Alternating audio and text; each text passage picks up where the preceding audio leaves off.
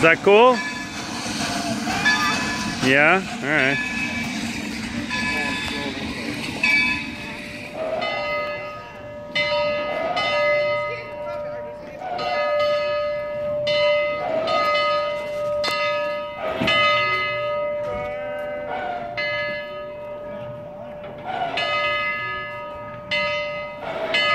Whoa.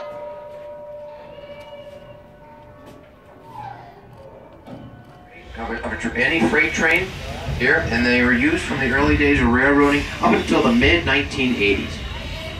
Very interesting. See, this piece of equipment right here, pretty much the engine car of any freight train, used well up until the mid-1980s, as I mentioned. And this caboose itself was built for the Delaware, Lackawanna, and Western Railroad Company in 1952, and the Kaiser Valley shops not too far from Scranton.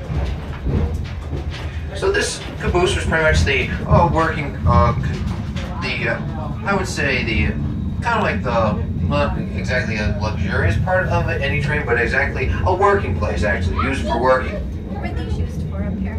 Right up there, as you asked, that's a very good question, because these are actually the cupolas where the conductor or the brakeman would sit, and they can actually get a good view of the train. You see, steam locomotive in front of us right there, that's Baldwin Locomotive Works, engine number 26. You see, the engine, as big as she's looking right now, could be possibly just a car in front of us, could be maybe 30 or 40 cars in front of us, and I'll get to that in just a second. Wait for the whistle. Locomotive just gave those 4 blasts of the whistle, 2 longs, or short and long, indicating we're coming over a crossing. Here comes the train. Cabooses itself, the history of most cabooses used as living quarters, they can be built differently. This is a center caboose. This is a steel center caboose. This is built out of steel.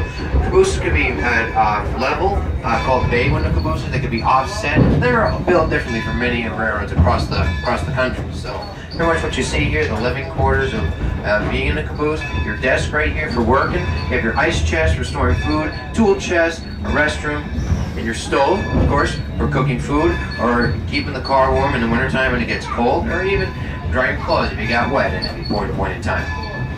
You also have your sink as well, behind the water cooler. This is your water tank right here, and that's where they provide the water where you wash your hands. So, pretty much what you see here in this caboose is pretty much all the technology that you can see that most brakeman, conductor, and flyman work with.